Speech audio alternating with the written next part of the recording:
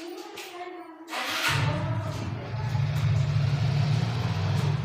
students, welcome back to our classes. तो आज हम लोग पॉलिनोमियल का इंट्रोडक्शन का पार्ट 3 पढ़ने वाले हैं, जिसमें हम लोग आज पढ़ेंगे जीरोस ऑफ पॉलिनोमियल के बारे में, साथ ही साथ इसका जो रिलेशन होता है कोएफिशिएंट्स के साथ वो क्या है।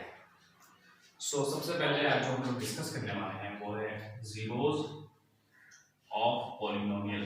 ये किसे बोलते हैं और ये होता क्या है, उस पर हमें चर्चा करनी है। तो पहली बात तो अगर मान लीजिए कोई भी पॉलिनोमियल है, जैसे मसलन मान लीजिए पॉलिनोमियल पी एक्स, पॉलिनोमियल इन एक्स, ओके, एक्स प्लस 5, तो फिर ये एक्स प्लस 5 का जीरो क्या होगा, इसका मतलब क्या, पहले समझना होगा आपको जीरोस का मतलब क्या होता है। तो it is the value of x for which the value of P x becomes zero. For a polynomial P x the value of x for which the value of px becomes 0 is known as zeros of polynomial। कहने का मतलब ये है x के जगह पर ऐसा कौन सा नंबर रखेंगे कि इस पॉलिनोमियल का जो वैल्यू है वो 0 हो जाए। ध्यान से देखिए, अगर x की जगह -5 रखते हैं, -5 + 5 कैंसिल आउट, क्या आंसर है 0 है ना। तो इस लिहाज से इस पॉलिनोमियल का यानी x + 5 का 0 क्या होगा -5, hence zero of polynomial px equal to x plus 5 is -5। क्या है भाई, ये बताइए मुझे। तो x plus 5 पॉलिनोमियल का जीरो क्या है, -5 है। कितना है, -5 है। तो सबसे पहले हम इसका डेफिनेशन लिखने वाले हैं। फॉर अ पॉलिनोमियल, सिंपल में polynomial px, the value of x for which the value of px becomes 0 is known as zero of polynomial in x। समझने बात, किसी पॉलिनोमियल px के लिए x का वह मान जिस मान के लिए पॉलिनोमियल इन px, यानी मतलब px बोल रहे हैं पॉलिनोमियल इन x हो रहा है। ऐसे वेरिएबल आप बदल सकते हैं, पॉलिनोमियल इन y भी हो सकता है, पॉलिनोमियल इन z भी हो सकता है, पॉलिनोमियल इन t भी हो सकता है। तो वो x, y या t का वह मान जिस मान के लिए इस पॉलिनोमियल का वैल्यू सॉल्व करने पर 0 आ जाए, वो उस x के मान को उस पॉलिनोमियल का 0 कहते हैं। जैसे यहाँ पर हमने एक एग्जांपल दिया, x + 5 का 0 क्या है, तो x के किस मान के लिए x + 5 का वैल्यू 0 हो जाता है, x के जगह पर -5 लिखाएंगे तभी ना 0 होगा। तो इसका मतलब ये हुआ कि -5 जो है वो इस पॉलिनोमियल का क्या है, 0 है। तो 0 का डेफिनेशन आप क्लियर हो गया है आपको। तो अब आगे हम लोग जो है चर्चा करेंगे कि किसी क्वाड्रेटिक पॉलिनोमियल के कितने 0 होते हैं और उसे कैसे निकाला जाता है। इससे पहले थोड़ा सा ग्राफ समझाना चाहता हूँ।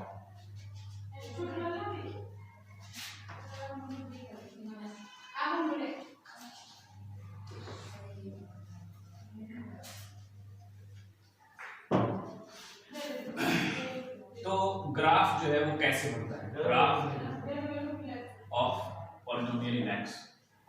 तो अगर मान लीजिए कोई लीनियर पॉलिनोमियल, क्या है, लीनियर पॉलिनोमियल है, तो इस लीनियर पॉलिनोमियल का ग्राफ कैसे बनेगा। तो लीनियर का मतलब क्या होता है, हिंदी में बोलते हैं इसको रैखिक। क्या बोलते हैं, रैखिक, मतलब एक सीधी रेखा होगी। तो ध्यान दीजिए, अगर px यानी पॉलिनोमियल इन x एक लीनियर है, तो भैया इसका जो ग्राफ बनेगा वो एक स्ट्रेट लाइन बनेगा। क्या बनेगा, स्ट्रेट लाइन बनेगा। तो स्ट्रेट लाइन इस तरह से बनाना है, y = px। ये क्या है मेरा, x एक्सिस, ये क्या है मेरा, y एक्सिस। अब एक सवाल है मेरा आपसे, ये जो ग्राफ का लाइन है वो x एक्सिस को कितने पॉइंट पे काटता है, कितने पॉइंट पे काटता है, सिर्फ और सिर्फ एक पॉइंट, एक ही पॉइंट पे काट रहा है ना। तो ये जो पॉइंट है ना, ये पॉइंट बताता है कि इस जीरो का सिर्फ एक ही माफ कीजिए, इस पॉलिनोमियल का सिर्फ एक ही जीरो है, तो इसमें कितने जीरो की संभावना हुई? 1 0। अब आप ध्यान से देखिए, लीनियर पॉलिनोमियल के बाद आगे हम लोग बात करेंगे क्वाड्रेटिक पॉलिनोमियल के बारे में। क्वाड्रेटिक पॉलिनोमियल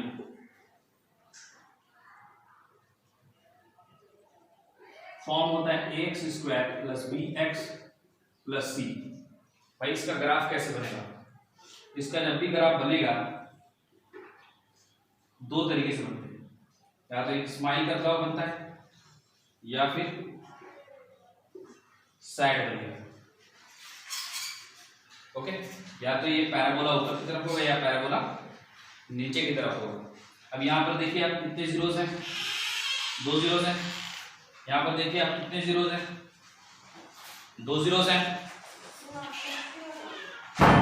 जीरोस का कैसे पता लगाते हैं? ग्राफ का लाइन पॉलिनोमियल px के लिए मैं बोल रहा हूँ, पॉलिनोमियल py के लिए, पॉलिनोमियल px के लिए ग्राफ का लाइन x एक्सिस को जितने पॉइंट पे काटता है उतने वो नंबर ऑफ पॉइंट्स बताते हैं कि इतने नंबर ऑफ जीरोस इस पॉलिनोमियल में होंगे। यहाँ पर कितने जीरो की संभावना? 2। यहाँ भी 2 जीरोस की संभावनाएं हमें दिखाई दे रही है। संभावनाएं क्या है एक्चुअली, लेकिन आपको एक बात बताना चाहता हूँ कि यहाँ पर ये जो पैराबोला मैंने बनाया है, ये पैराबोला ऊपर की तरफ है और ये पैराबोला नीचे की तरफ है। इसका क्या मतलब है? इसका मतलब सिर्फ सिंपल सा है, जब आप ग्राफ बनाने के लिए आप ax square plus bx plus c का सॉल्यूशन निकालेंगे, यानी x और y का अलग अलग वैल्यू निकालेंगे, तो असल में इसको y इक्वल टू लिखा जाता है px। तो जब आप अलग अलग सॉल्यूशन निकालेंगे तो आप यदि पॉलिनोमियल में इस a का मान, x स्क्वायर का कोएफिशिएंट a का मान a अगर पॉजिटिव होगा, क्या होगा? पॉजिटिव, मसलन ये 2x स्क्वायर होगा। ओके, तो ग्राफ ऐसा बनेगा। और अगर ये a का मान इस क्वेश्चन के साथ, इस ग्राफ के साथ नेगेटिव होगा, क्या होगा? a का मान क्या होगा? नेगेटिव होगा, तो फिर साइड बनेगा। सिंपल सा अंडरस्टैंडिंग रखिए, इस a का मान पॉजिटिव होगा तो ग्राफ जो है पैराबोला जो स्माइल करेगा, और यदि a का मान नेगेटिव होगा तो पैराबोला साइड होगा। एक स्पेशल क्लास में मैं आपको इस का ग्राफ बनाने की सिखाऊंगा कि किस तरह से जो है इसका ग्राफ बनाया जाता है। और फिलहाल अभी आपको मैं जो समझा रहा हूँ उसी पे कंसिडर कीजिए।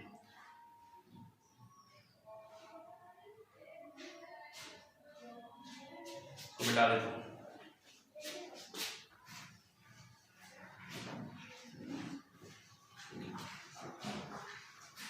भाई थोड़ा क्वाड्रेटिक पॉलिनोमियल को डिटेल्स में समझते हैं। क्वाड्रेटिक पॉलिनोमियल के मैक्सिमम कितने जीरोस हो सकते हैं? That is the question. तो किसी भी क्वाड्रेटिक पॉलिनोमियल के मैक्सिमम 2 जीरोस हो सकते हैं। तो मान लीजिए क्वाड्रेटिक पॉलिनोमियल है y equal to x square plus bx plus c। Quadratic polynomial पे ही चर्चा होती है। तो can have 2 zeros, okay, possibility होती है। वैसे कभी कभी कोई ग्राफ बनाते हैं, मसलन मान लीजिए, और नंबर ऑफ जीरोस निकालते हैं किसी क्वाड्रेटिक पॉलिनोमियल का, तो मिनिमम 1 जीरो आएगा और मैक्सिमम जो है वो 2 जीरोस आ सकते हैं। ठीक है, तो जरूरी नहीं कि हर क्वेश्चन में 2 जीरोस ही आएंगे। समटाइम्स इट हैपेंस, ऐसा होता है कि आप जीरोस निकालना चाहते हैं लेकिन केवल सिर्फ और सिर्फ एक ही जीरो होता है। If you try y equal to x square, और y equal to x square के लिए अगर आप ग्राफ बनाइएगा तो आप पाइएगा कि सिर्फ एक ही जीरो आ रहा है। तो क्वाड्रेटिक पॉलिनोमियल का ये है, इसमें मैक्सिमम 2 जीरोस हो सकते हैं। अब वो 2 जीरोस कौन से होंगे, मैंने ग्राफ तो बता दिया आपको। 2 जीरोस कौन से होंगे और उसको क्या बोलेंगे और उसका क्या रिलेशन है कोएफिशिएंट के साथ, उस पे असल में मुझे चर्चा करना है।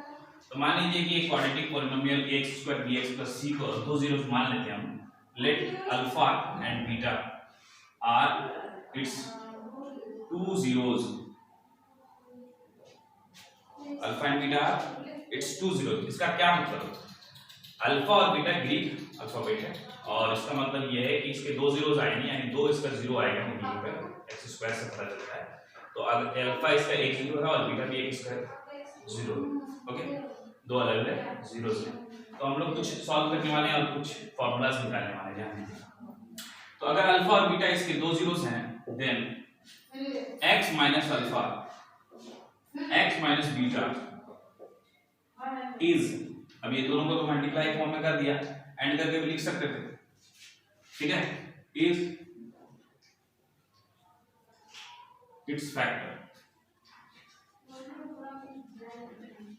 ओके, यदि अल्फा एक जीरो है इसका, तो x माइनस अल्फा इसका एक फैक्टर होगा, और बीटा भी इसका जीरो है तो x माइनस बीटा भी इसका फैक्टर होगा। बिकॉज आपको पता है जैसे हम किसी क्वाड्रेटिक पॉलिनोमियल को जब तोड़ते हैं, सॉल्व करते हैं, तो x प्लस समथिंग आता है, फिर हम x प्लस समथिंग को इक्वल टू जीरो करते हैं, x का एक वैल्यू निकलता है, फिर x प्लस या x माइनस टू समथिंग को इक्वल टू जीरो करते हैं, फिर x का वैल्यू निकलता है। उन दोनों वैल्यूज को हम जीरोस बोलते हैं। तो अगर हमको ऑलरेडी जीरोस पता है तो हम उसमें x माइनस करके उसको फैक्टर बना सकते हैं कि आखिर ये किसका फैक्टर, तो x minus alpha x minus beta is it's factor. अब अगर इन दोनों को मल्टीप्लाई करेंगे, ठीक है, इन दोनों को मल्टीप्लाई करेंगे तो ये आइडेंटिटी 4 का आपको याद होगा तो बहुत ही आसानी से मिलेगा। तो असल में जो हमें मिलता है वो मिलता है x square minus alpha plus beta into x plus alpha into beta. Okay,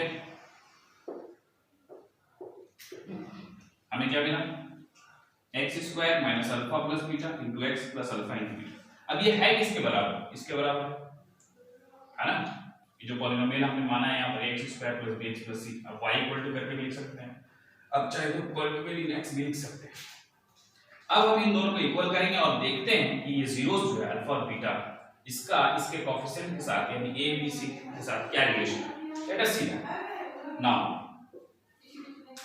ax square plus bx plus c equal होगा x square minus alpha plus beta into x plus alpha into beta. अब ये पहला term तो पहला term से होगा, तो आपको देखिए x square equal to x square अगर आप लिखते हैं तो a का वैल्यू क्या आता है, x स्क्वायर कर दिया तो a बराबर बनाया आया ना। अगर bx को आप इसके इक्वल लिखते हैं तो क्या आता है, देखिए ध्यान से,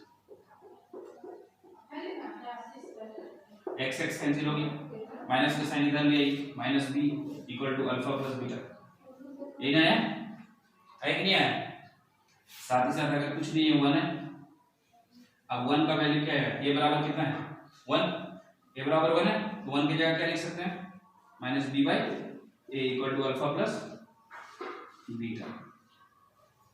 अब इसको एक स्पेशली हम नाम देंगे sum of zeros equal to minus coefficient of x by coefficient of x square, आगे लिखूंगा फिलहाल इसको खत्म करते हैं। अब ये थर्ड टर्म है जो c, वो किसके बराबर है, अल्फा इंटू बीटा का, इसके लिए कुछ नहीं तो 1 है, इसको c बाय a लिख सकते हैं equal to alpha into beta, आया कि नहीं आया, आया नहीं आया।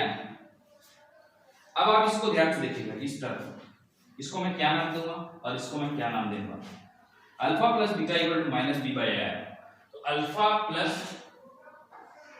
Beta equal to minus b by a, तो इसको बोला जाता है सम ऑफ जीरोस, ये जीरोस का ऐड, और माइनस के बाद b किसका कोएफिशिएंट है, b x का कोएफिशिएंट है, तो लिखेंगे यहां पर minus coefficient of x by a, किसका कोएफिशिएंट है x स्क्वायर का कोएफिशिएंट ऑफ x स्क्वायर।